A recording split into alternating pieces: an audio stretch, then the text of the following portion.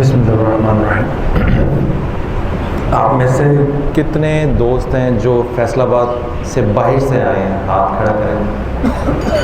اچھا ماشاء اللہ، تشریف ہاتھ نیچے کریں۔ آج کا جو موضوع ہے وہ ہے بیسیکلی اسلام اور عیسائیت سے متعلق ہے، بٹ مجھے جو کہا گیا کہ بائبل کا تعارف کروانا ہے آپ کو، تاکہ اسلام اور عیسائیت کے حوالے سے جب بھی کبھی مطالعے کا موقع ملے یا آپ کو اسٹڈی کرنا ہو تو آپ کو بیسیکلی پتہ ہو کہ بائبل کیا چیز ہے اور بائبل کے متعلق ہمارا اسلامی عقیدہ کیا ہے۔ تو جب آپ اس پہ کلیئر ہوں گے، آپ کی کنسیپچول کلیئرٹی ہوگی بائبل کے حوالے سے، تو پھر آپ کو اسلام کا اور عیسائیت کا تقابلی موازنہ کرنے میں آسانی رہے گی۔ اور جب کبھی بھی آپ بائبل پڑھیں گے تو کسی غلط فہمی کے نتیجے میں اپنا کوئی عقیدہ خراب نہیں کریں گے۔ تو ایک تو بائبل کا تعارف آج ہم دیکھیں گے کہ وہ کیا ہے، اور پھر اس کے حوالے سے دیکھیں گے کہ ہمارا اسلام کا نقطہ نظر کیا ہے، عقیدہ کیا ہے بائبل کے متعلق۔ اور آج کی ڈسکشن کے جو حصے رہ جائیں گے وہ پھر ہم انشاءاللہ کل اس کو مکمل کر لیں گے، تاکہ ہمارا یہ موضوع جو ہے مکمل طور پر کمپلیٹ ہو جائے۔ آپ میں سے کتنے دوست ایسے ہیں جنہوں نے زندگی میں کبھی بائبل دیکھی؟ اچھا ہاتھ نیچے کر لیں۔ آپ میں سے کتنے دوست ایسے ہیں جنہوں نے پوری بائبل پڑھی اردو کی دیکھنے کے علاوہ؟ 1 2 3 3 لوگ ہیں جنہوں نے بائبل اردو مکمل پڑھی ہے، باقی اب آپ نے دیکھا ہے یا اس کے چند حصے اسٹڈی کیے ہوں گے۔ تو چند ایک ہم پہلے بیسک انٹروڈکشن لے لیتے ہیں کہ بائبل ہے کیا، جس کے متعلق ہم بات کر رہے ہیں۔ تو یہ میرے ہاتھ میں ایک کتاب ہے لیدر کی، کتاب مقدس لکھا ہوا ہے اس کے اوپر۔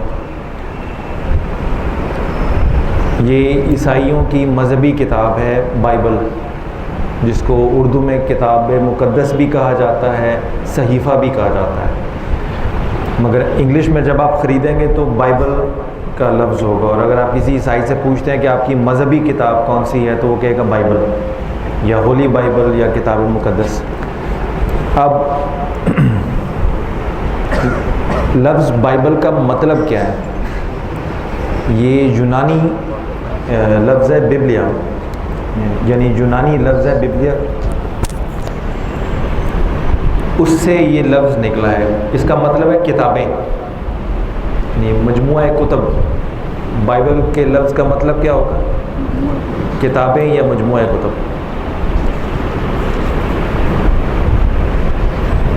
اب یہ جو بائبل ہے، اگر میں اس کو صرف سمجھانے کی غرض سے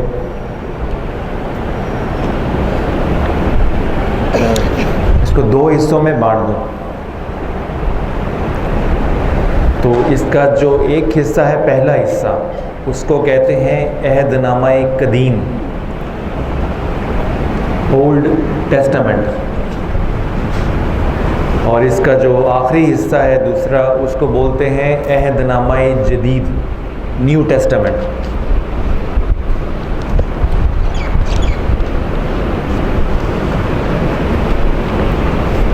عہد نامہ قدیم جو ہے، اولڈ ٹیسٹامنٹ، یہ بنیادی طور پہ سارا لٹریچر جو ہے، کتابیں، یہ یہودیوں کی ہیں۔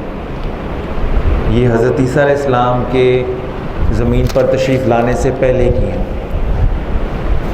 اور نیو ٹیسٹامنٹ وہ ہے، وہ کتابیں ہیں جو آپ کے بعد لکھی گئی، آپ کے رفع آسمانی کے بعد لکھی گئی۔ تو اب اولڈ ٹیسٹامنٹ سے مراد وہ کتابیں ہوں گی جو آپ کی پیدائش سے پہلے موجود تھی، یہودیوں کی مذہبی کتابوں کے حوالے سے۔ تو ایک طرح سے آپ یہ بھی کہہ سکتے ہیں کہ جو اولڈ ٹیسٹامنٹ ہے آج کی بائبل میں، وہ بیسیکلی یہودیوں کی مذہبی کتابیں ہیں، مگر پھر عیسائیوں نے اس کو اپنی کتاب کیوں بنا لیا، اس کا جواب ہم بعد میں دیکھیں گے۔ ابھی صرف میں آپ کو کتاب سمجھا رہا ہوں کہ کتاب کے اندر کیا ہے۔ اور حضرت عیسیٰ علیہ السلام کے بعد جو کتابیں لکھی گئیں حضرت عیسیٰ علیہ السلام کی تعلیمات، حیات، اس کو پیغام کو پہنچانے کے لیے، اس کو بولتے ہیں عہد نامہ جدید. تو وہ سارے کا سارا کرسچن لٹریچر ہے عیسائیوں کا. تو ٹیکنیکلی اسپیکنگ اب اگر آپ یہ دیکھیں کہ عیسائیوں کی مذہبی کتابیں کون سی ہیں تو وہ بیسیکلی نیو ٹیسٹامنٹ ہوگا، کیونکہ حضرت عیسیٰ علیہ السلام سے پہلے کی لکھی ہوئی کتاب تو عیسائیت پہ نہیں ہو سکتی. وہ تو جو بعد میں آپ کے رفع آسمانی کے بعد آپ کے ماننے والوں نے آپ کی حیات اور تعلیمات کے حوالے سے جو بھی کتاب لکھی یا ان کی طرف منسوب کی اور جس کو عیسائیوں نے الہامی درجہ دے دیا، وہی عیسائیوں کی مذہبی کتاب ہوگی. تو یہ اس کے دو حصے ہیں. اب عام طور پہ ہوتا کیا ہے کہ جو نیا حصہ ہے جو عیسائیوں کی مذہبی کتاب ہے، یہ علیحدہ سے بھی پرنٹ ہوتا ہے، اور جب اس حصے کو نکال کے علیحدہ سے پرنٹ کرتے ہیں تو اس کو انہوں نے انجیل مقدس کے نام سے چھاپا ہے. ٹھیک ہے.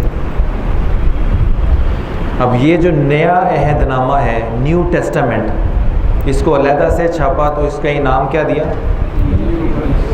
پھر اس کو نیو ٹیسٹامنٹ نہیں بولا انہوں نے. عہد نامہ جدید کے نام سے بھی آ جاتا ہے، مگر چونکہ یہ اسلامی ممالک میں اس کو انجیل کے نام سے کہہ کے اس کی تبلیغ کرتے ہیں، تو اس کا ایک حصہ جو حضرت عیسیٰ علیہ السلام کے بعد کی کتابیں لکھی ہیں ان کے حواریوں نے، ان کے ماننے والوں نے، ان کے مجموعے کو انہوں نے انجیل مقدس کا نام دیا. اور جو یہودیوں کی مذہبی کتابیں ہیں، پرانا حصہ، اس میں پہلی 5 کتابیں شروع کی وہ حضرت موسیٰ علیہ السلام کی طرف منسوب ہیں. یعنی یہ کہتے ہیں کہ پرانے عہد نامہ کی پہلی 5 کتابیں ان کو توریت بولتے ہیں یا تورا بولتے ہیں یہودی. تو انہوں نے ان 5 کتابوں کو علیحدہ سے پرنٹ کیا، تو اس کو علیحدہ سے چھاپا تو اس کا نام دے دیا توریت. ٹھیک ہے. اور اسی پرانے عہد نامہ میں، یعنی یہودیوں کی جو مذہبی کتابیں ہیں، اس میں ایک کتاب ہے جس کا نام ہے زبور. اس کو جب علیحدہ سے پرنٹ کیا تو اس کا نام دے دیا زبور.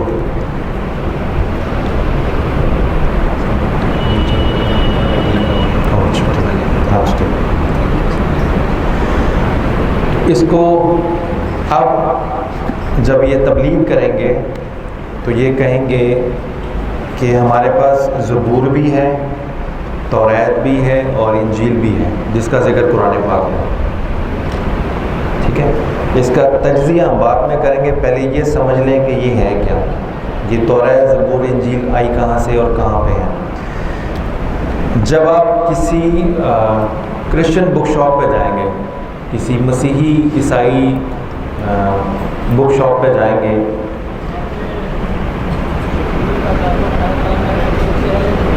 اچھا زبور عہد نامہ قدیم میں پائی جاتی ہیں، جدید میں نہیں ہے.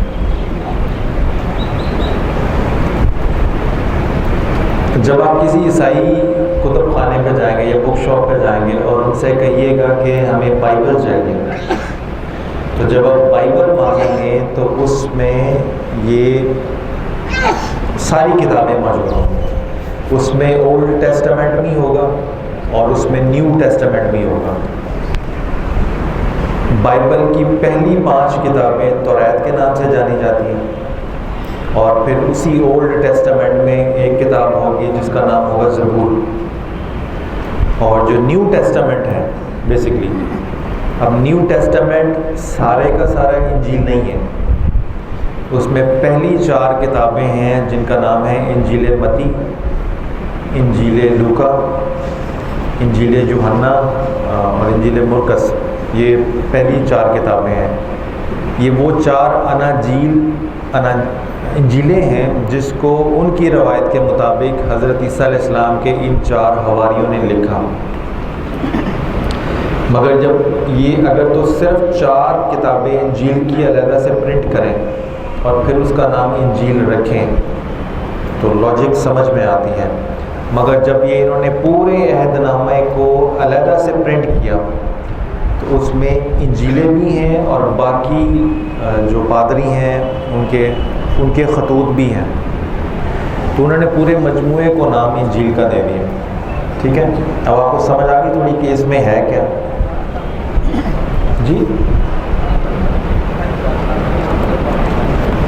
جو توریت کی پہلی 5 کتابیں ہیں اس کا نام لکھ لیجیے. کتاب پیدائش, نمبر 2 کتاب خروج, نمبر 3 کتاب احبار, نمبر 4 کتاب گنتی, اور نمبر 5 کتاب استثنا ڈیوٹرانومی. پہلی پیدائش, دوسری خروج, تیسری احبار الف اے بے الف اے, اور چوتھی گنتی جیسے گنتی لکھتے ہیں, اور 5ویں استثنا ڈیوٹرانومی. استثنا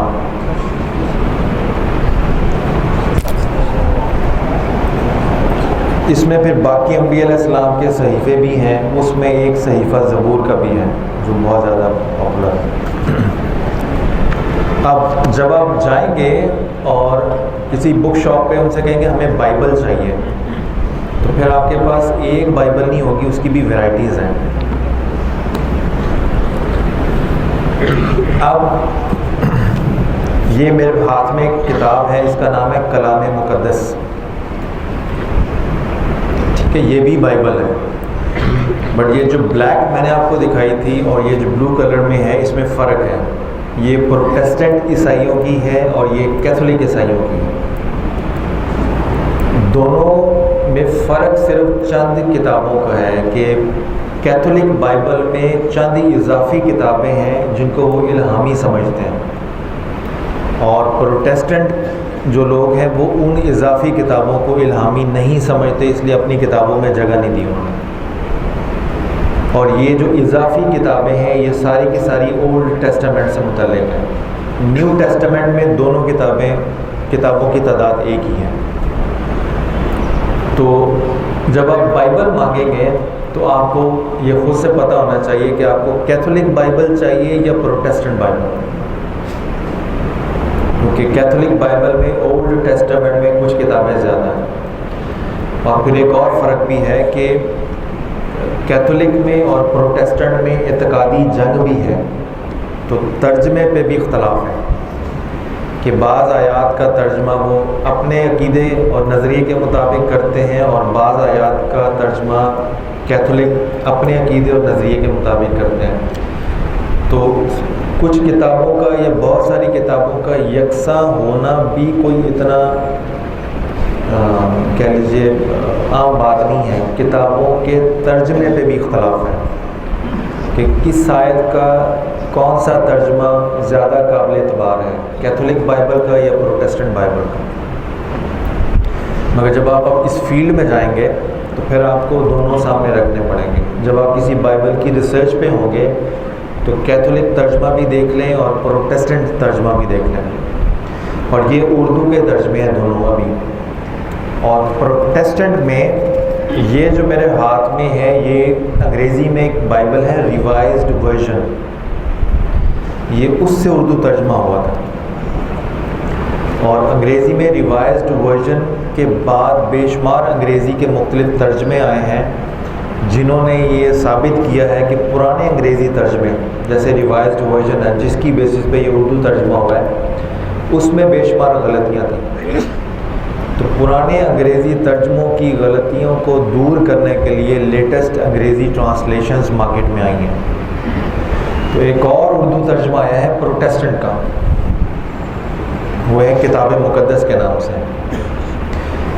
یہ جو اردو ترجمہ ہے جو روایتی طور پہ آپ کو برصغیر پاک و ہند میں بہت زیادہ ملے گا, یہ ریوائزڈ ورژن کا اردو ترجمہ ہے. یعنی ریوائزڈ ورژن کی جو انگریزی بائبل ہے اس کا اردو ترجمہ کر دیا انہوں نے. مگر ریوائزڈ ورژن کے بعد بے شمار انگریزی ترجمے ایسے آئے ہیں جنہوں نے ریوائزڈ ورژن میں کی گئی غلطیوں کو ٹھیک کیا. اور اسی میں سے ایک انگریزی بائبل ہے نیو انٹرنیشنل ورژن. اب یہ جو پروٹیسٹنٹ ترجمہ ہے یہ نیو انٹرنیشنل ورژن کا اردو ترجمہ ہے. تو اب یہ دو پروٹیسٹنٹ بائبلز ہیں مگر اس میں آپ کو کافی فرق ملے گا ترجمے میں. اور فرق ملے گا تو اس کا مطلب کیا ہوگا کہ جب بھی کسی عام عیسائی نے بات کرنی ہے آپ سے اپنے عقیدے کے متعلق اور آپ نے اس کے دلائل کا جب جواب دینا ہے تو یہ اردو بائبل ہی پڑھ کے دیں گے نا. اس کو جو سمجھ آ رہی ہے جو وہ چیز آپ کو سمجھانا چاہ رہا ہے وہ اپنی اردو بائبل پڑھ کے سمجھ رہا ہے اور آپ اس کو جو جواب دے رہے ہیں آپ اس کی اردو بائبل پڑھ کے دے رہے ہیں. مگر جس آیت کے ترجمے پر بحث ہو رہی ہے ہو سکتا ہے اس آیت کا ترجمہ نئے ترجمے میں ہی بدل دیا ہو. تو جس پہ مناظرے ہوتے تھے ہو سکتا ہے دوسرے ترجمے میں اس کی نوبت ہی نہ آئے. یعنی آپ فرق سمجھ لیں ترجموں کا. ابھی تو ہم آگے نہیں چلے کہ اس کے اندر کیا ہے. ابھی تو میں صرف یہ سمجھا رہا ہوں کہ جب آپ مارکیٹ میں بک شاپ پہ جائیں گے اور ان سے کہیں گے ہمیں بائبل چاہیے پڑھنے کے لیے تاکہ ہم اپنی بسم اللہ کر سکیں عیسائی مذہب کو سمجھنے کے پوائنٹ ویو سے, تو آپ کی پہلی محنت تو یہیں پہ ہوگی کہ آپ نے پڑھنا کیا سمجھنا کیا. تو اس لیے بنیادی انڈرسٹینڈنگ بیسک انڈرسٹینڈنگ لینے کے لیے تو آپ کوئی بھی بائبل لے لیں اور کیتھولک لے لیں یا پروٹیسٹنٹ لے لیں, بنیادی سمجھ تو آ جائے گی آپ کو کہ اس کے اندر لکھا کیا ہوا ہے. مگر جب آپ اس کو انٹلیکچولی اینالائز کریں گے, اس کو تجزیہ اور اس کے پروسیس سے گزاریں گے بحث و مناظرہ کے, تو پھر کون سی بائبل لے رہے ہیں, کہاں کی چھپی ہے اور کس کا ترجمہ کیا ہوا ہے, ہر چیز پہ دھیان رکھنا ہوگا. ٹھیک ہے.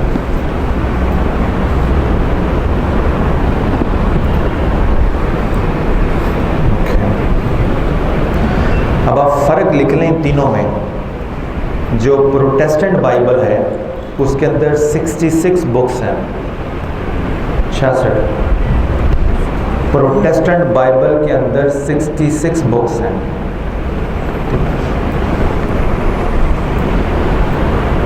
کیتھولک بائبل کے اندر 73 کتابیں ہیں, 73 بکس ہیں.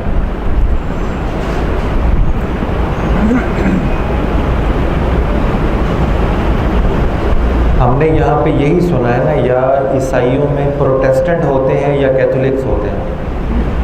مگر اگر آپ جب یہ مڈل ایسٹ سائڈ پہ جائیں, عرب کنٹریز میں جائیں اور رشیا کی سائڈ پہ جائیں تو ایک آرتھوڈاکس کرسچینٹی بھی ہے. ان کی بائبل میں 78 کتابیں.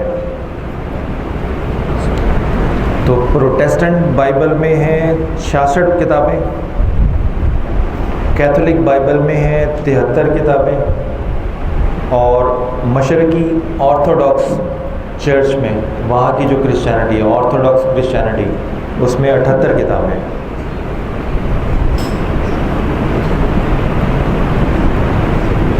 تو جب آپ بائبل پڑھیں اور اس کو پڑھ کے یہ کہیں کہ یہ ہے وہ جو کرسچینٹی بلیو کرتی ہے تو تھوڑا سا آپ کو احتیاط سے کام لینا ہوگا, کیونکہ جو بھی کرسچینٹی کے متعلق آپ فتویٰ دے رہے ہوں گے ہو سکتا ہے آپ نے پروٹیسٹنٹ بائبل پڑھی ہو, تو پروٹیسٹنٹ بائبل پڑھ کے جو بھی آپ کی انڈرسٹینڈنگ کرسچینٹی کی ڈیولپ ہوئی ہے وہ ضروری نہیں کیتھولک بھی مانیں. اگر آپ پروٹیسٹنٹ بائبل پڑھ کے اسلام اور عیسائیت پر ایکسپرٹ بنے ہیں تو ہو سکتا ہے وہ صرف آپ پروٹیسٹنٹ کرسچنس کے لیے ایکسپرٹ ہوں. اگر آپ نے صرف کیتھولک بائبل پڑھی ہے تو ہو سکتا ہے بہت ساری آپ کی انڈرسٹینڈنگ پروٹیسٹنٹ ویسے نہیں مانیں گے. مگر پاکستان میں سب سے زیادہ جو بائبل کے حوالے سے مسلمان اسکالرز نے کام کیا ہے وہ ہے پروٹیسٹنٹ بائبل.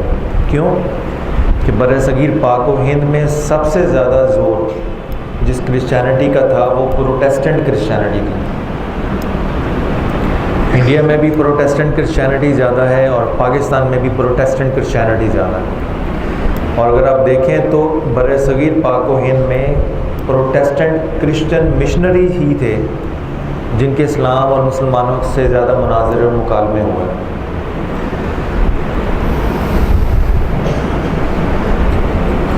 اب ایک اور چیز نوٹ کر لیں کہ لفظ بائبل لفظ عہد نامہ قدیم لفظ عہد نامہ جدید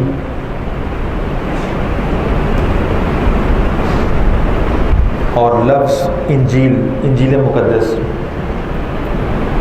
بائبل، عہد نامہ قدیم، عہد نامہ جدید اور انجیل مقدس، یہ جو الفاظ ہیں یہ مسیحی اصطلاحات ہیں، یہ کرسچن ٹرمز ہیں، یہودی ان کو نہیں مانتے، کیونکہ یہودی تو سرے سے ہی حضرت عیسیٰ علیہ السلام کی نبوت کو نہیں مانتے، تو وہ نئے عہد نامہ کو کیسے مانیں گے، وہ انجیل کو کیسے مانیں گے؟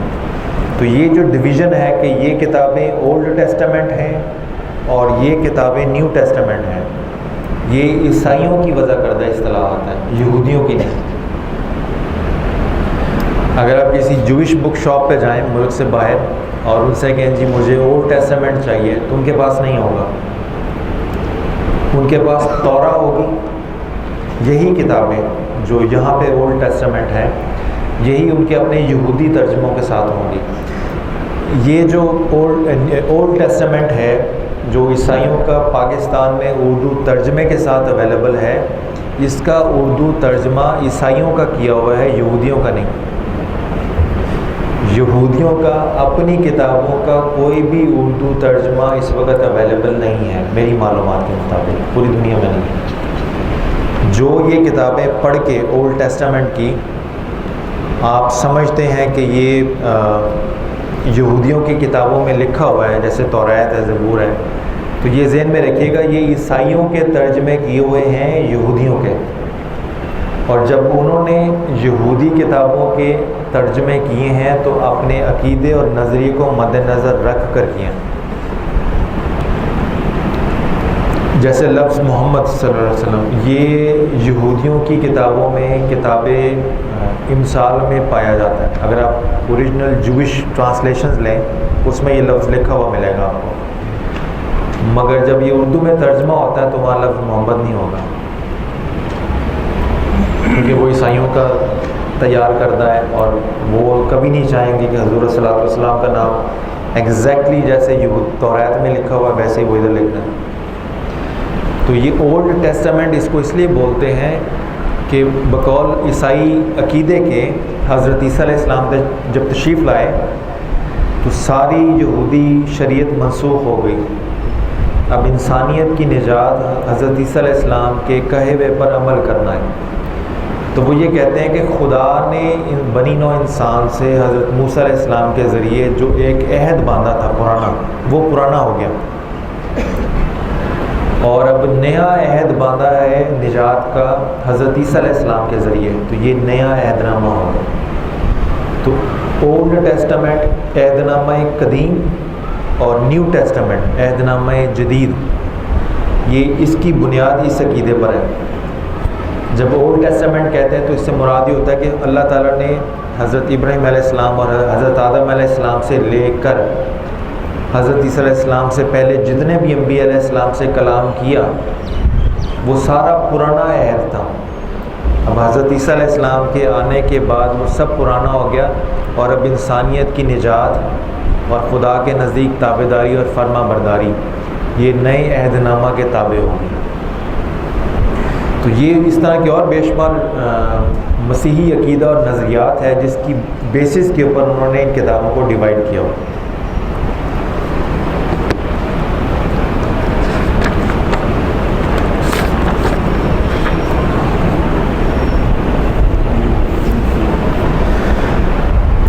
ابھی ہم اینالائز نہیں کر رہے ان کتابوں کو کہ ہمارا مسلمانوں کا کیا عقیدہ ہے، میں صرف آپ کو جنرل انفارمیشن دے رہا ہوں جو شاید آپ کو کبھی کسی کتاب سے نہ ملے۔ اب توریت کے متعلق تھوڑا سا آپ کو آئیڈیا دیتا ہوں کہ اگر آپ اس کو پڑھنا چاہیں تو اس میں کتنا پڑھنا پڑے گا۔ تو پیدائش میں اگر آپ کتاب پیدائش کو جائیں، پہلی کتاب جو ہے تو اس میں 50 چیپٹرز ہیں، 50 ابواب ہیں۔ دوسری کتاب ہے خروج کی، اس میں 40 ابواب ہیں۔ تیسری ہے احبار کتاب، اس میں 27 ابواب ہیں۔ چوتھی ہے گنتی، اس میں 36 ابواب ہیں، اور کتاب استثنا اس میں 34 ابواب ہیں۔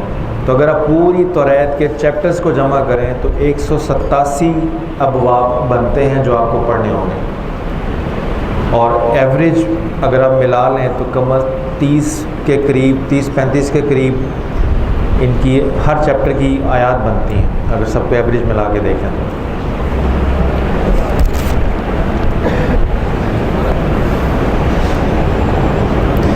اور یہ جو توریت ہے یہ یہودی عقیدے کے مطابق اور عیسائی عقیدے کے مطابق یہ حضرت موسیٰ علیہ السلام کی طرف منسوب ہے. ٹھیک ہے.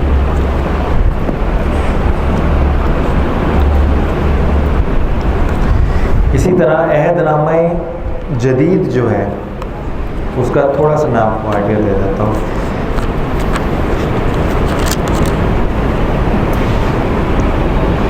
اس میں نے بتایا تھا 4 انجیلیں ہیں.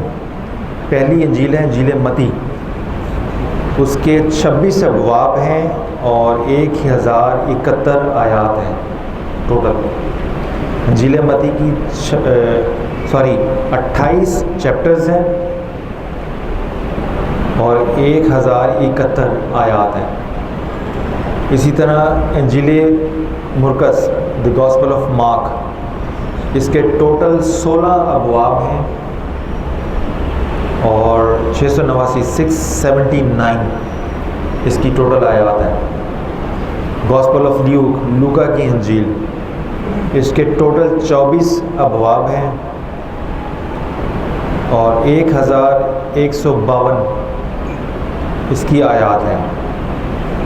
اسی طرح گاسپل آف جان، اس کے ٹوٹل 21 ابواب ہیں اینڈ 879 جی یوحنا انجیل یوحنا 21 ابواب ہیں، 879 اس کی آیات ہیں.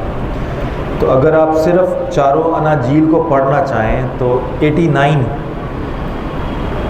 اس کے چیپٹرز ہیں، 89 چیپٹرز ہیں اور 3781 آیات ہوں گی اس کی.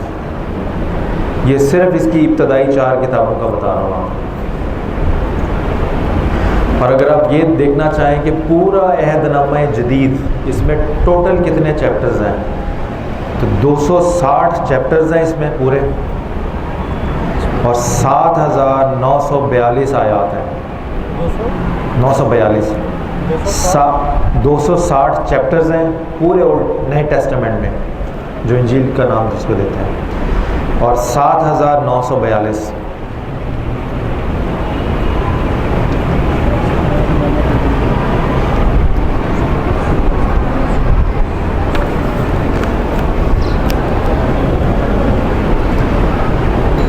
اتنا کافی ہے انٹروڈکشن، تو سمجھ آ جائے گی. پھر آپ جس طرح اس کو مزید ڈیٹیل سے پڑھنا چاہیں تو نیٹ پہ جا کے گوگل میں introduction to Old Testament, introduction to New Testament کر لیجئے.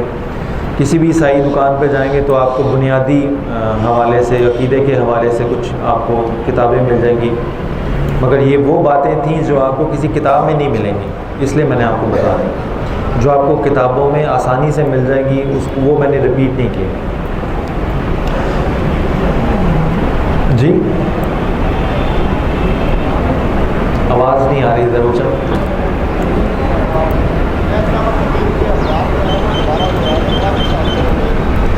اچھا وہ بہت لمبا ٹاپک تھا، میں نے صرف آپ کو توریت کے بتائے 187 ابواب ہیں. اگر آپ نیٹ پہ جا کے سرچ کریں گے، اچھا یہ وہ میں نے آپ کو اعداد و شمار دیے ہیں جو میں نے ذاتی طور پہ کاؤنٹ کیے ہیں، خود گنے ہیں. اگر آپ نیٹ پہ جائیں گے اور chapters and verses of Old Testament کے نام سے ٹائپ کریں گے تو آپ کے سامنے ایگزیکٹ فگر آ جائے گی کہ پرانے عہد نامہ میں کل ٹوٹل ابواب کتنے تھے اور آیات کتنے تھیں. اور اس میں ایک دلچسپ آبزرویشن بتاؤں، میں نے خود اپنے یہ کاؤنٹ کیے ہیں اولڈ ٹیسٹمنٹ کے، نیو ٹیسٹمنٹ کے، مگر میں 100 مرتبہ بھی گن کے تسلی کر کے یہ بات کہہ رہا ہوں آپ سے کہ اس میں پھر بھی غلطی کا احتمال ہے. کیوں؟ اس لیے کہ بائبلیں تو 3 ہیں، کس کی بیسس پہ کاؤنٹنگ کریں گے؟ بعض اردو ہی کی بائبلیں ایسی ہیں جو پرانی ایڈیشن ہے کہ اس میں بعض آیات ایسی تھیں جو آج کی اردو کی بائبلز میں نہیں ملیں گی. تو اگر کسی نے اس زمانے میں کاؤنٹ کیا ہوگا تو ہمارے مطابق تو وہ غلط ہے. اسی طرح اگر آپ اردو کی بائبل کی بنیاد پر یہ کاؤنٹنگ کرتے ہیں تو انگریزی کی بے شمار ایسی بائبلز ہیں جس میں بعض آیات وہ سمجھتے ہیں کہ جعلی تھیں، نکال دیں، اردو میں ابھی تک ہیں.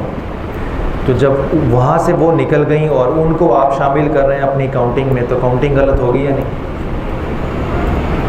اور پھر جب آیات کی بات تو دور تک، جب کتابوں میں فرق ہے، کسی کی 66 ہے، کسی کی 78 ہے، کسی کی 73 ہے، تو کاؤنٹنگ غلط ہوگی یا نہیں؟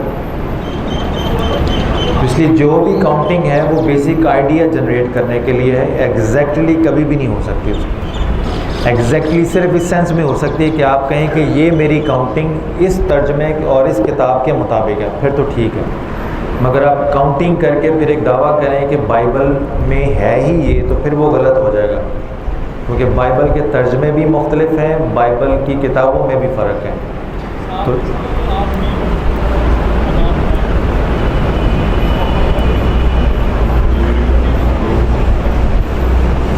یہ سوال آپ نوٹ کر لیجئے، جب کویشچن آنسرز میں آئیں گے تو پھر میں اس کی طرف آ جاؤں گا، ٹھیک ہے نا؟ اگر میں بھول جاؤں تو مجھے یاد کروا دینا، ٹھیک ہے؟ اچھا، اب ہم آتے ہیں اس کے تجزیے کی طرف. یہ ہے ان کی کتابوں کا حوالہ جو ان کے مطابق ہے. اس کا نام کیا رکھا ہے انہوں نے؟ توریت. جب آپ کسی کرسچن مشنری کو ملیں گے محلوں میں، ادھر فیصلہ آباد میں، کہیں بھی پاکستان سے باہر بھی، تو وہ آپ کو قرآن پاک کی آیات کے حوالے دے دے کر بتائے گا کہ یہ وہی توریت ہے جو حضرت موسیٰ علیہ السلام پر نازل ہوئی. اس لیے قرآن پاک کے حکم کے تحت آپ کا اس پر ایمان لانا بہت ضروری ہے. اب میں صرف آپ کو یہ بتاؤں گا کہ کیا یہ ہمارے عقیدے کے مطابق وہ توریت ہے یا نہیں، ٹھیک ہے؟ جب ہم لفظ توریت بولتے ہیں تو اس سے کیا مراد لیتے ہیں؟ کہ وہ کتاب جو حضرت موسیٰ علیہ السلام پر ان کی حیات میں نازل ہوئی، یا وہ وحی جو حضرت موسیٰ علیہ السلام پر آپ کی حیات میں اللہ تعالیٰ نے نازل فرمائی اور آپ نے اپنی زبان مبارک سے اپنے لفظوں میں اپنی امت تک پہنچائی. تو توریت اس وحی کا، اس کتاب کا نام ہے جو حضرت موسیٰ علیہ السلام کو آپ کی حیات میں ملی. تو اس میں کیا چیز شرط ہوئی کہ توریت کا جب ہم لفظ بولتے ہیں تو اس میں شرط یہ ہے کہ وہ حضرت موسیٰ علیہ السلام کو ملی ہو. نمبر 1 بات. نمبر 2 بات کہ وہ حضرت موسیٰ علیہ السلام کی حیات میں ان کو ملی ہو. نبی پر اس کی وفات کے بعد بھی کبھی وہی نازل ہوئی؟ اب یہ وہ توریت ہے جو وہ بقول ان کے حضرت موسیٰ علیہ السلام کی طرف منسوب ہے، ٹھیک ہے؟ اس کا آخری چیپٹر اگر آپ نوٹ کریں،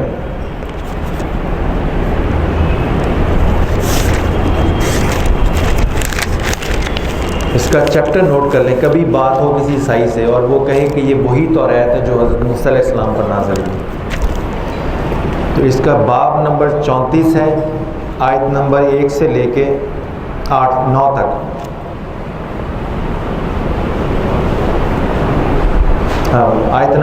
باب نمبر 34 آیت نمبر 5 سے 9.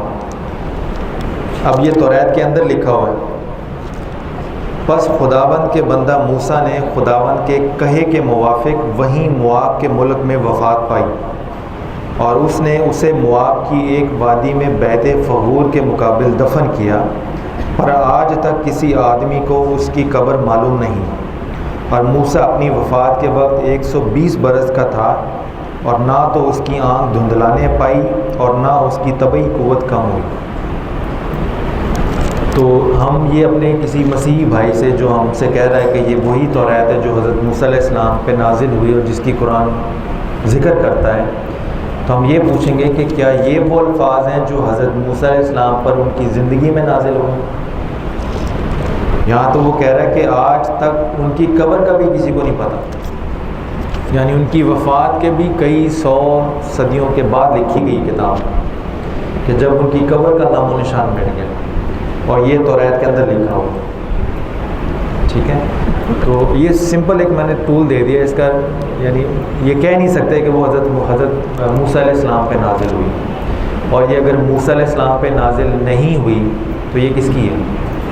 کسی کتاب پہ توریت لکھ دینے سے وہ توریت نہیں بن جاتی. ٹھیک ہے. پہلی بات،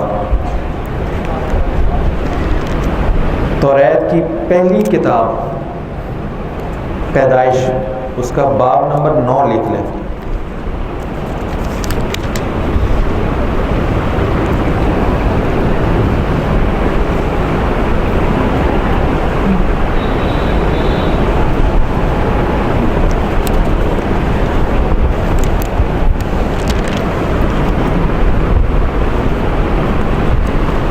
اب یہ توریت میں لکھا ہوا ہے حضرت نوح علیہ السلام کے متعلق. اور نوح کاشتکاری کرنے لگا اور اس نے ایک انگور کا باغ لگایا اور اس نے اس کی مے پی، شراب پی، اور اسے نشہ آیا اور وہ اپنے ڈیرے میں برہنہ ہو گیا.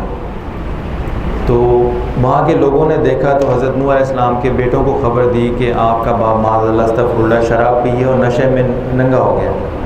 تو بیٹے گئے، ان کو باپ کو لپیٹا اور گھر لے کے آئے. تو جب نشہ اترا تو پھر باپ کو ہوش آئی. تو جس توریت کی قرآن پاک تعلیم دیتا ہے اس میں یہ نہیں ہے چیزیں، وہ پیورلی وہ وہی ہے جو حضرت موسیٰ علیہ السلام پر نازل ہوئی. اور یہ توریت کا پیدائش ہے، پیدائش کا باب 9 ہے اور آیت 20 سے لے کے 25 تک.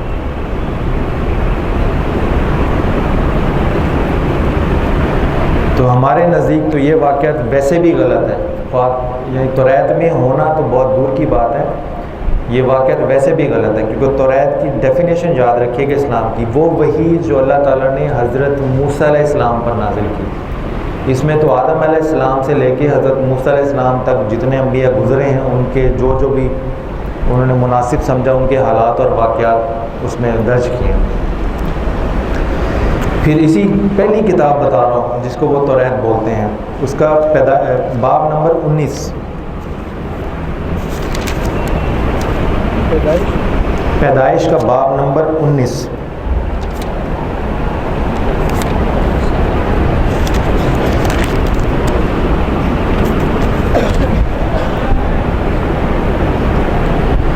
اب یہ میں انبیاء کا حال بتا رہا ہوں جس کو وہ توریت بولتے ہیں کہ حضرت لوط علیہ السلام،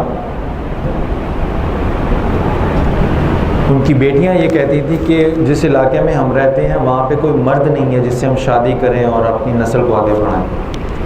تو بیٹیوں نے کیا کیا کہ دھوکے سے اپنے باپ حضرت لوط علیہ السلام کو شراب پلائی، نشے میں مدہوش کیا، ان سے ہم بستری کی اور اس سے آگے اولاد چلی. تو یہ معاذ اللہ استغفر اللہ، یہ ان کی کتابوں میں انبیاء کا احوال ہے. تو ہمارے عقیدے کے مطابق یہ تو سراسر غلط ہے. بٹ جن قصے اور کہانیوں پر یہ کتابیں مبنی ہیں اس کو وہ توریت بولتے ہیں اور پھر کہتے ہیں کہ یہ وہی توریت ہے جو قرآن کہتا ہے کہ اس پہ ایمان لاؤ. تو میں نے صرف ایک دلیل دی ہے کہ اگر آپ صرف وہ حضرت موسیٰ علیہ السلام کی وفات والا قصہ ہی لے لیں تو صرف ایک دلیل کی بنیاد پر وہ کافی ہے آپ کے لیے کہ یہ وہ کلمات ہو ہی نہیں سکتے جو حضرت موسیٰ علیہ السلام پر نازل ہوئے ہیں. ٹھیک ہے نا؟ تو یہ ہمارا اس کے متعلق عقیدہ ہے. پھر ایک تو یہ ہے کہ یہ وہ کلام نہیں ہے جو حضرت موسیٰ علیہ السلام پہ نازل ہوا جس کی وجہ سے ہم نہیں مانتے. دوسرا، اس میں انبیاء علیہ السلام کے حوالے سے ایسے شرمناک واقعے ہیں جو ہمارے عقیدے کے مطابق ناممکن ہیں. اور تیسری وجہ یہ ہے کہ اس میں بڑے غیر منطقی اور غیر اخلاقی احکامات شریعت درج ہے.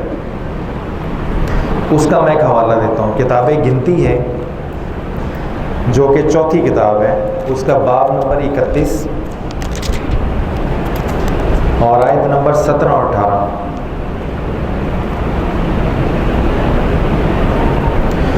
حضرت اللہ تعالیٰ نے حضرت موسیٰ علیہ السلام کو کہا کہ کچھ علاقے کے لوگوں نے میری نافرمانی کی ہے تو آپ اپنی فوج بھیجیں اور اس علاقے کو جہاد کی شکل میں سزا دیں اور نیست و نابود کر دیں. تو حضرت موسیٰ علیہ السلام لشکر بھیجتے ہیں جو وہاں پہ جا کے ان کو بالکل ختم کر دیتا ہے. تو جب وہ لشکر واپس آ رہا ہوتا ہے تو حضرت موسیٰ علیہ السلام اس کے استقبال کے لیے کھڑے ہوتے ہیں. اب یہ اس میں لکھا ہوا ہے. تو وہ دیکھتے ہیں کہ اس لشکر نے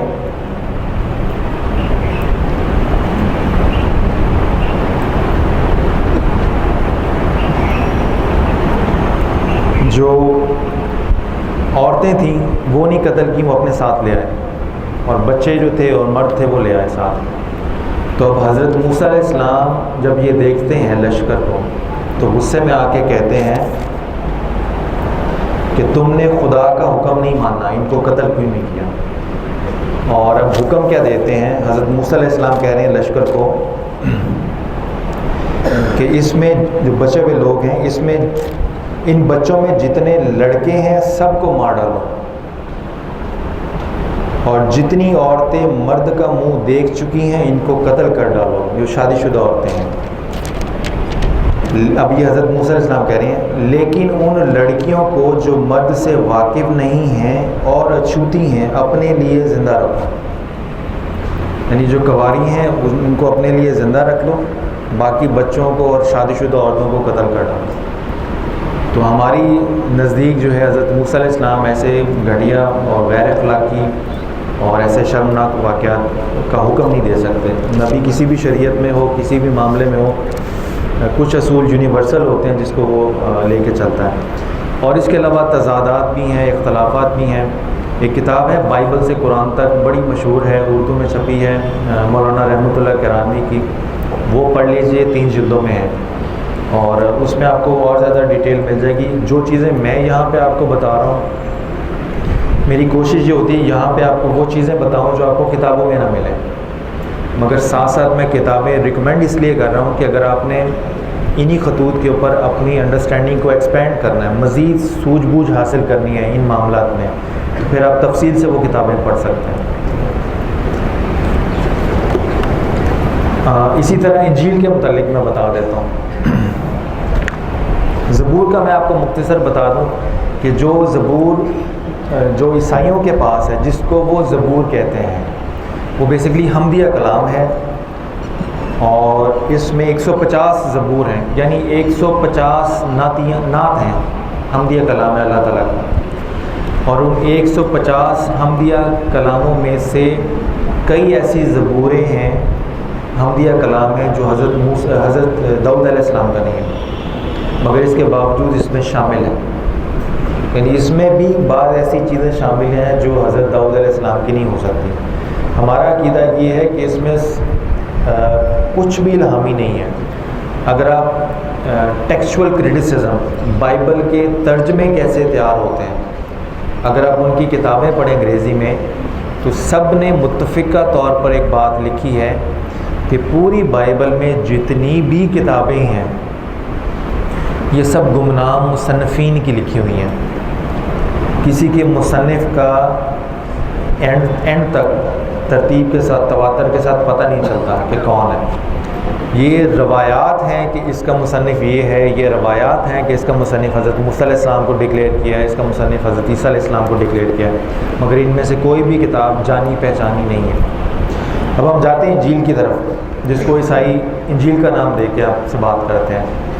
تو اس کی 4 پہلی کتابیں ہیں۔ ہمارا انجیل سے کیا مراد ہے مسلمانوں کا؟ وہ وہی جو حضرت عیسیٰ علیہ السلام پر آپ کی حیات میں آپ پر نازل ہوئی، اور آپ نے اپنی زبان مبارک سے الفاظ کی شکل میں اپنی امت تک پہنچائی۔ تو انجیل سے مراد وہ خوشخبری ہے، وہ پیغام ہے، ٹھیک ہے۔ حضرت عیسیٰ علیہ السلام نے اپنی حیات مبارک میں کوئی لکھی ہوئی کتاب نہیں دی کتابی شکل میں کہ یہ اللہ تعالیٰ کی طرف سے نازل ہوئی ہے۔ انجیل سے مراد وہ پیغام تھا، وہ وحی تھی جو حضرت عیسیٰ علیہ السلام نے اپنی حیات میں اپنی زبان اقدس سے امت تک پہنچائی۔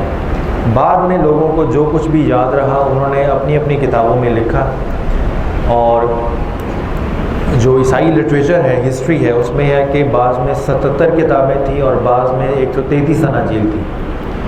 تو بہت زیادہ جھگڑے ہوئے، ہر کوئی کہتا تھا کہ میری لکھی ہوئی کتاب ہی اصل انجیل ہے، یعنی میری لکھی ہوئی رپورٹنگ جو ہے یہ درست ہے۔ تو بالآخر اتفاق اینڈ پہ 4 پہ آ کے ہوا۔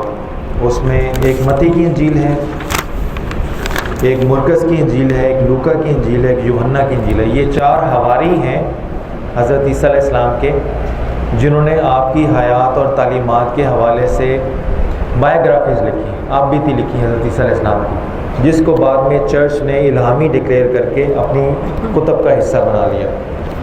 اب آپ کے لیے جب آپ کی کسی عیسائی مشنری یا پادری سے ملاقات ہوتی ہے اور وہ کہتا ہے یہ انجیل ہے، تو آپ اس کو کہیں کہ پہلی 4 کتابیں انجیل کہتے ہیں؟ جی بالکل کہتے ہیں۔ ان کا نام کیا ہے؟ متی کی انجیل، مرکز کی انجیل، لوکا کی انجیل اور یوحنا کی انجیل۔ تو آپ اسے یہ پوچھ سکتے ہیں کہ حضرت عیسیٰ علیہ السلام کی انجیل کدھر ہے؟ یہ تو آپ خود کہہ رہے ہیں کہ ان کی نہیں ہے بلکہ ان کے حواریوں کی لکھی ہوئی کتاب ہے۔ تو ہمارا عقیدہ کس پر ہے؟ اس انجیل پر جو حضرت عیسیٰ علیہ السلام پر نازل ہوئی۔ مراد یہ ہے کہ وہ کدھر ہے، اور وہ ہے نہیں۔ اگر وہ یہی کہیں مثال کے طور پہ کہ یہی وہ انجیل ہے جو حضرت عیسیٰ علیہ السلام پر نازل ہوئی، مثال کے طور پر، اور وہ یہ کہتے ہیں، ہم اس کو انالائز کر رہے ہیں، تو پہلی انجیل جو ہے اس کا جو پہلا باب ہے اس کی 18ویں آیت ہے، اب یسوع مسیح کی پیدائش یعنی حضرت عیسیٰ علیہ السلام کی پیدائش اس طرح سے ہوئی کہ جب اس کی ماں مریم کی منگنی یوسف کے ساتھ ہو گئی تو ان کے اکٹھے ہونے سے پہلے وہ روح القدس کی قدرت سے حاملہ پائی گئی۔ یہ حضرت عیسیٰ علیہ السلام کی پیدائش سے بھی پہلے کا واقعہ ہے۔ اب یہ کہہ سکتے ہیں ہم یہ پوچھ سکتے ہیں کہ کیا یہ وہ کلمات ہیں جو حضرت عیسیٰ علیہ السلام پر نازل ہوئے تھے؟ یہ حضرت عیسیٰ علیہ السلام خود بیان فرما رہے ہیں، یہ تو ان کا حواری لکھ رہے ہیں۔ تو اگر ان کے کسی حواری نے حضرت عیسیٰ علیہ السلام کی حیات طیبہ پر یا سیرت نبی حضرت عیسیٰ علیہ السلام کے حوالے سے کوئی کتاب لکھ دی ہے تو اس میں پیدائش سے پہلے کے واقعات بھی ہیں، پیدائش کے بعد کے واقعات بھی ہیں، تعلیمات بھی آ جائیں گی، وفات کے بعد کے واقعات بھی ہیں، تو وہ تو بایوگرافی کی کتاب ہوگی، وہ سیرت وہ وہی نہیں ہوگی جو حضرت عیسیٰ علیہ السلام پہ نازل ہوئی۔ ٹھیک ہے، اگر وہ ایک اور دلچسپ دلیل، اگر عیسائی کہیں کہ یہ وہی توریت اور انجیل ہے جس کا قرآن ذکر کرتا ہے، اگر وہ بعض اوقات ایسی سچویشن ہو جاتی ہے کہ وہ کہتے ہیں نہیں جو میں کہہ رہا ہوں وہ ٹھیک ہے، تو پھر میں عام طور پہ ان سے 2 سوال پوچھتا ہوں کہ اگر یہ وہی توریت اور انجیل ہے جس کا ذکر قرآن میں ہے، تو قرآن پاک میں یہ بھی لکھا ہوا ہے کہ توریت اور انجیل میں حضور صلی اللہ علیہ وسلم کی بشارت بھی ہے، ذکر ہے۔ سورہ بقرہ میں جیسے ہے کہ وہ اس نبی کے وسیلے سے کافروں پر فتح مانگتے تھے، اور اس کو اس طرح سے پہچانتے ہیں جیسے وہ اپنے بیٹوں کو پہچانتے ہیں، اور سورہ صف میں ہے، اس طرح سورہ آل عمران میں ہے، یعنی وہ اس نبی کو، قرآن پاک کو اور صحابہ کرام کی علامات کو کہ اس حضور صلی اللہ علیہ وسلم کے صحابی کیسے ہوں گے ان کا بھی تفصیلاً ذکر توریت اور انجیل میں ہے۔ تو میں کہتا ہوں اگر آپ یہ واقعی مجھے بتانا چاہ رہے ہیں کہ یہ وہی توریت اور انجیل ہے جس کا ذکر قرآن میں ہے، تو مجھے وہ حوالے نکال کے دکھائیں جہاں پہ حضور صلی اللہ علیہ وسلم کی آمد اور بشارت کی پیشن گوئی ہیں۔ وہ فوراً کہیں گے نہیں یہ کیسے ہو سکتے ہیں، تو میں کہتا ہوں پھر وہ کیسے ہوگی؟ تو اگر اس میں حضور صلی اللہ علیہ وسلم کی بشارت اور آپ کے صحابہ کرام کا ذکر نہیں ہے تو اس کی 2 وجوہات ہو سکتی ہیں، یا تو یہ سرے سے وہ کتاب ہی نہیں ہے جس کا ذکر قرآن کرتا ہے، یا اس میں تھیں اور نکال دی گئی۔ تو اگر وہ کہتے ہیں عیسائی کہ ہاں واقعی یہ وہ کتابیں نہیں ہیں جس کا قرآن ذکر کرتا ہے، پھر تو وہ اپنے دعوے سے خود ہی دستبردار ہو گئے، اور اگر کہیں کہ تھیں اور نکل گئی ہیں تو اس کا مطلب ہے ہمارا دعویٰ تحریف جو ہے وہ ثابت ہو گیا۔ تو جب وہ نکل گئی تو باقی کیا بچا ہوگا؟ پھر باقی کی بھی گارنٹی نہیں ہے کہ آپ نے کیا ڈالا اور کیا نکالا۔ تو دونوں صورتوں میں، دونوں دلائل کی شکلوں میں وہ اپنے دعوے میں خود پھنستے ہیں۔ تو اس لیے ہمارا دعویٰ یہ ہے کہ یہ کتابیں نام تو انہوں نے توریت، زبور، انجیل کا لکھ دیا ہے، مگر اس میں یہ وہ نہیں ہے جو قرآن پاک کا ہے کی طرف اشارہ کرتا ہے۔ اور آخر میں بھی آپ کو بتا دوں کہ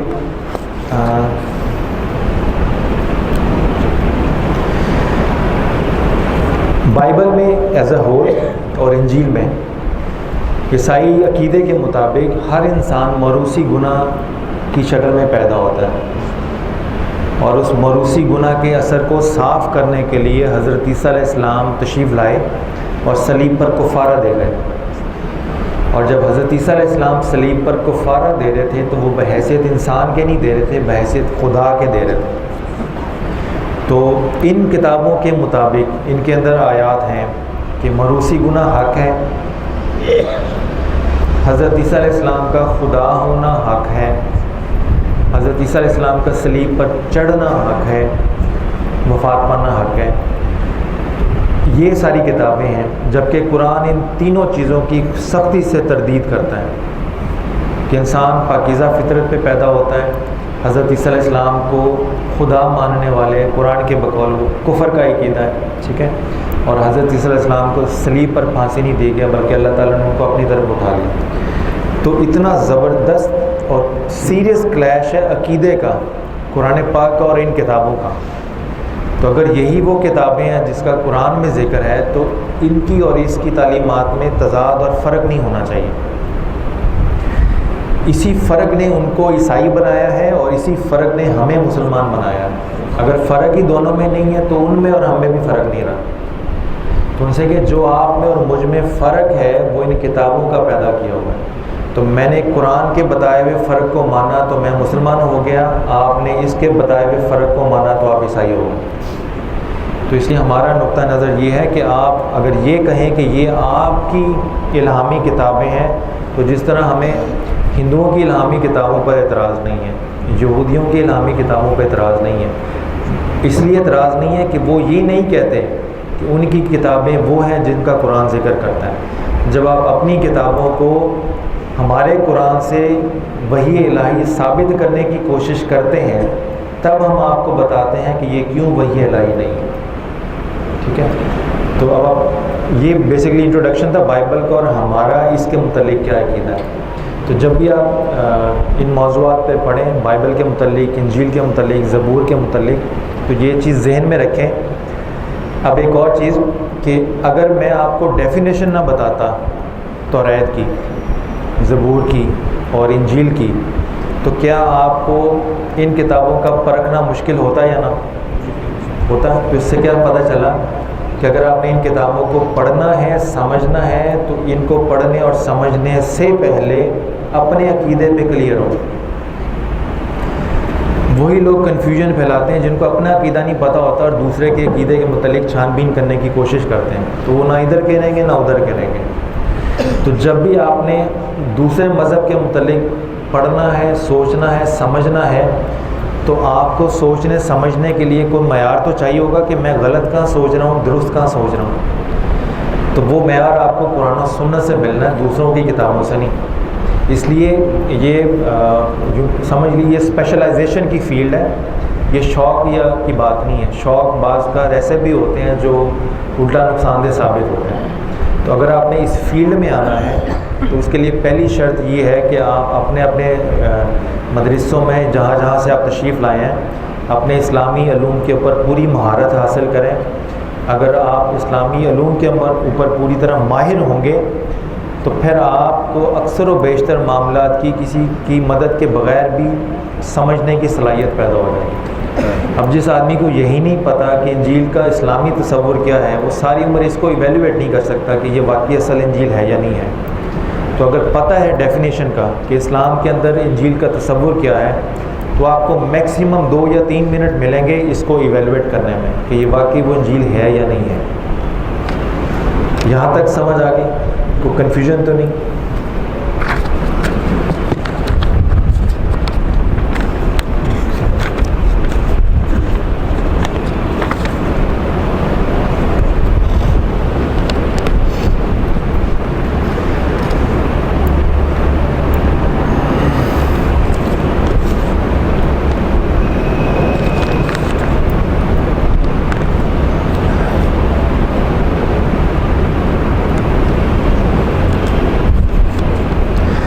اچھا، یہ ٹائم بھی ہے، پھر نیکسٹ اسپیکر بھی ہیں، تو ہم یوں کرتے ہیں کہ آج کی گفتگو کو ادھر ختم کرتے ہیں۔ یہ جو آج کی گفتگو ہے بڑی سادہ سی عام سی ہے، مگر جو لوگ اسلام اور عیسائیت کی فیلڈ میں عرصہ دراز سے ہیں ان کو پتہ ہے کہ یہ کلیئرٹی کے ساتھ جو آج کی گفتگو ہوئی ہے یہ پاکستان میں برصغیر پاک و ہند میں لکھی جانے والی 1000 کتابوں میں نہیں ملے گی آپ کو۔ ٹھیک ہے، یہ جو آج کی گفتگو میں کلیئرٹی ہے اس کو ذہن میں رکھ کے جب آپ مارکیٹ میں جائیں گے اور مسلمان علماء کرام کی، یعنی علماء کرام سے مراد اصلی علماء کرام نہیں، ان سے مراد وہ جو بنے ہوئے ہیں، جب آپ ان کی اس موضوع پہ کتابیں پڑھیں گے تو پھر آپ کو پتہ چلے گا کہ ان کے لفظوں میں، جملوں میں کتنی کنفیوژن ہے۔ جو بات وہ ایک صفحے میں سمجھا سکتے تھے اس کے لیے انہوں نے 100 صفحے لکھے، اس لیے لکھے کہ وہ خود بھی کلیئر نہیں ہے کہ ہمارا عقیدہ ہے کیا بیسکلی، ٹھیک ہے۔ تو باقی ہم سوال و جواب میں کر لیتے ہیں، پھر انشاءاللہ کل میں آپ کو سمجھاؤں گا کہ مکالمہ بین المذاہب کیا ہے اور آپ کی ذمہ داریاں کیا ہیں اس حوالے سے۔ تو ابھی سر ہم کچھ سوالات اور سوال و جواب کو دیکھ لیتے ہیں۔ اچھا، سوال ہیں، 2 سوال ہیں۔ ایک تو یہ ہے کہ آپ نے کہا کہ انجیل حضرت عیسیٰ کے حواریوں نے لکھی، کیا وہ یہ اعتراض نہیں کر سکتے کہ قرآن پاک بھی صحابہ کرام نے لکھوایا؟ اب اس میں فرق ہے، حضرت عیسیٰ علیہ السلام کے حواریوں سے انجیل کا لکھا جانا کہیں ذکر نہیں ہے، یہ میں نے بات سمجھانے کے لیے لکھوائی ہے۔ یہ انجیل میں جو متی، مرکز، مارک اور لوکا ہیں، اگر ان کتابوں کی انگریزی میں کمنٹریز پڑھیں عیسائی اسکالرس کی لکھی ہوئی، تو وہ یہ کہتے ہیں یہ گمنام کتابیں ہیں۔ ان کو یہ جو کہہ دیا گیا ہے کہ یہ متی کی لکھی ہوئی ہے، یہ مرکز کی لکھی ہوئی ہے، یہ لوکا کی، تو یہ روایت کو لیے ہیں، انہوں نے روایت کو لے کے اس روایت کو عنوان دے دیا۔ جب آپ اصل مسودہ پڑھیں گے یونانی میں، عبرانی میں، تو ان کتابوں کے اوپر نہیں لکھا ہوا کہ یہ متی کی انجیل ہے یا یوحنا کی، وہ صرف مسودہ ہے۔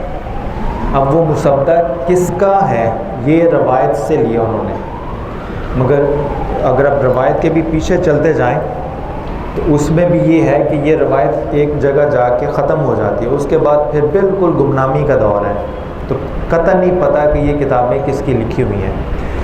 میری مراد یہ کہنے کی تھی کہ حضرت عیسیٰ علیہ السلام نے کبھی یہ نہیں کیا کہ اپنی زندگی میں خود تو کتاب نہیں دی، مگر اپنے حواریوں کو بٹھا کے اپنے سامنے کہا کہ یہ لکھو میری باتیں، اور پھر لکھ کے کہو کہ مجھے دکھاؤ، مجھے سناؤ۔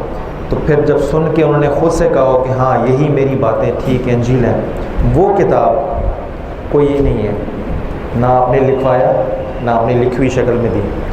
اور حضرت عیسیٰ علیہ السلام کے حواریوں نے کبھی کوئی کتاب نہیں لکھی، یہ بالکل جیسے جس طرح انہوں نے کہہ دیا یہ انجیل ہے، بس اسی طرح انہوں نے کہہ دیا کہ یہ ان کے حواریوں کی لکھی ہوئی ہے، سمپل ایز ہے۔ اور جہاں تک صحابہ کرام کا معاملہ ہے، وہ آپ سب لوگ جانتے ہیں کہ صحابہ کرام نے حضور صلی اللہ علیہ وسلم کی مجلس میں آپ کے سامنے بیٹھ کے لکھا، آپ کو پڑھ کے سنایا، تصدیق لی، اور اس کے بعد یہ کنفرم ہوا۔ نمبر 2 سوال تھا، آپ نے کہا کہ توریت حضرت موسیٰ علیہ السلام کی کتاب ہے اور اس میں حضرت نوح علیہ السلام کا ذکر کیسے ہو سکتا ہے؟ کیا قرآن پاک میں پچھلے انبیاء کا ذکر ہے یا نہیں؟ ذکر ہے قرآن پاک میں، مگر وہ تعلیمات کے تناظر میں ہے۔ جیسے قرآن پاک حضور صلی اللہ علیہ وسلم پر وحی کی گئی کتاب ہے، مگر قرآن پاک کے اندر تو نہیں لکھا ہوا ہے حضور صلی اللہ علیہ وسلم کی پیدائش کہاں ہوئی، کن حالات میں ہوئی، کس طرح سے ہوئی، وہ سارا ہمارا تاریخ کی کتابوں میں ہے، سیرت النبی کی کتابوں میں ہے۔ تو اللہ کا کلام جو ہے حضور صلی اللہ علیہ وسلم پر بالکل پیور فارم کے اندر قرآن پاک کی شکل میں محفوظ ہے۔ رہا حضور صلی اللہ علیہ وسلم کے حالات زندگی، وہ مورخین نے لکھے ہیں، وہ سیرت النبی کے مؤلفین ہیں، انہوں نے لکھے، وہ علیحدہ سے سیپریٹ اس میں ہے ذکر۔ جبکہ بائبل میں یہ تاریخ کی کتابیں کہا کہتے ہیں۔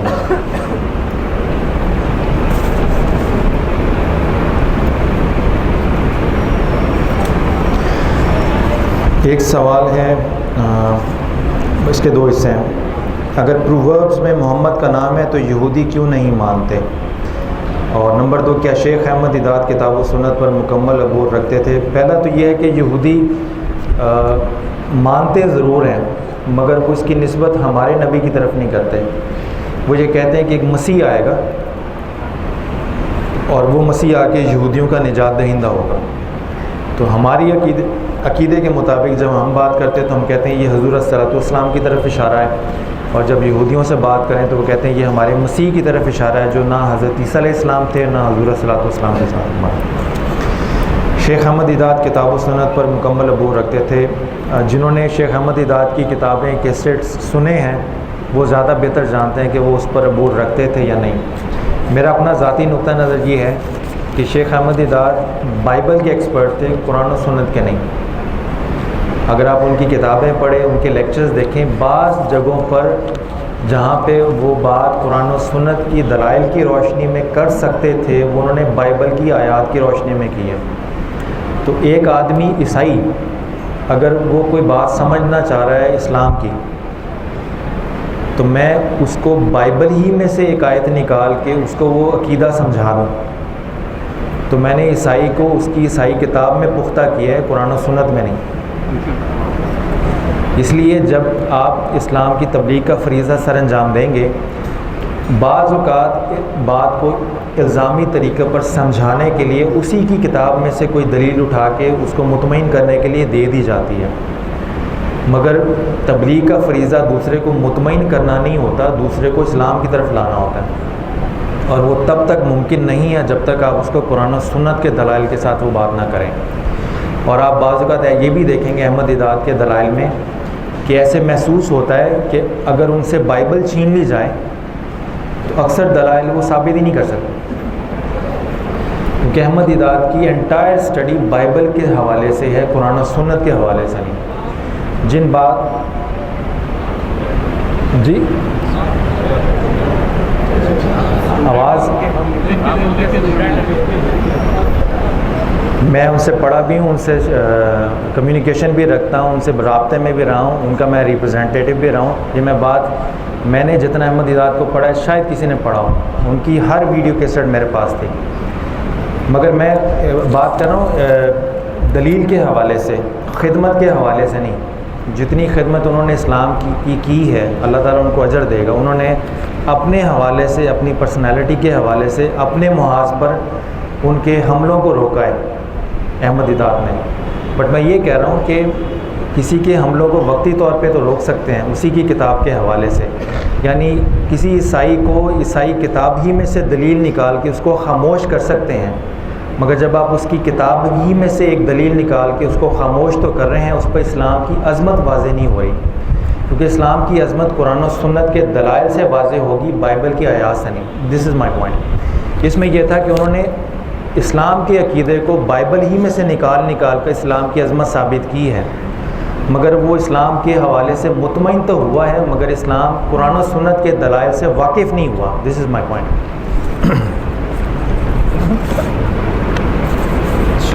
انجیل برناباس کے بارے میں کیا خیال ہے، اور بائبل سے قرآن تک کے مصنف کا نام بتا دیں۔ یہ اس کی کاپی ہے بائبل سے قرآن تک، یہ 3 جلدوں میں ہے، مولانا رحمت اللہ کرانوی، اور اس کا ترجمہ کیا ہے مولانا اکبر علی صاحب نے، یہ دارالعلوم کراچی دیوبند مسلک کے ہیں، اور محمد تقی عثمانی صاحب نے اس کی شرح لکھی ہے، مسلک دیوبند کے ہیں، تو بڑی اچھی کتاب ہے۔ مولانا تقی عثمانی کی ایک اور کتاب ہے عیسائیت کیا ہے، مسلک دیوبند کے ہیں، وہ بھی اچھی کتاب ہے، وہ بھی دیکھ لی جائے۔ اور انجیل برناباس بھی جی ایگزیکٹلی اصل کتاب عربی میں ہے، یہ اس کا ترجمہ ہے، اظہار الحق کتاب کا نام۔ یہ عیسائی پادری سعودیہ سے 4 جلدوں میں اس کا ایڈیشن چھپا ہے۔ جی بالکل ایگزیکٹلی، جو عربی نہیں پڑھ سکتے اردو تو ترجمہ پڑھ لیں، جو عربی ڈائریکٹ پڑھنا چاہیں عربی میں بھی اویلیبل ہے۔ انجیل برناباس بھی انہی اناجیل کی طرح ہے کہ وہ بہت بعد میں لکھی گئی ہے، ہمارا اس کے متعلق ہرگز یہ عقیدہ نہیں ہے کہ وہ اصل انجیل ہے۔ جو کتابیں بعد میں لکھی گئی ہے وہ بعد میں لکھی گئی کتاب ہے، وہ وحی الہی نہیں، مگر اس میں توحید کے حوالے سے، حضور صلی اللہ علیہ وسلم کی پیشن گوئیوں کے حوالے سے، اور تصور نبوت اور رسالت کے حوالے سے وہ اسلام کے بہت قریب ہیں۔ انجیل برناباس بتا دیں۔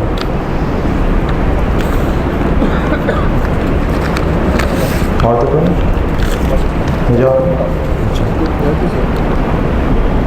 کل جواب دیں گے، کل انشاءاللہ ٹائم ہو گیا نا اس کی۔ اچھا، یہ ایک سوال، اس کا جواب میں کل دے دوں گا۔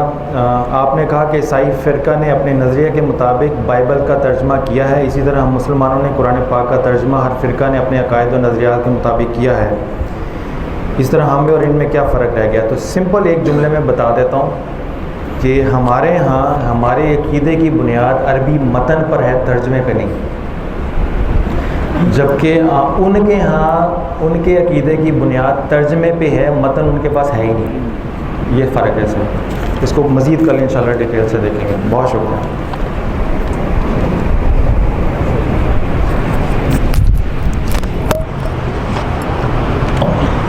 آپ کے سامنے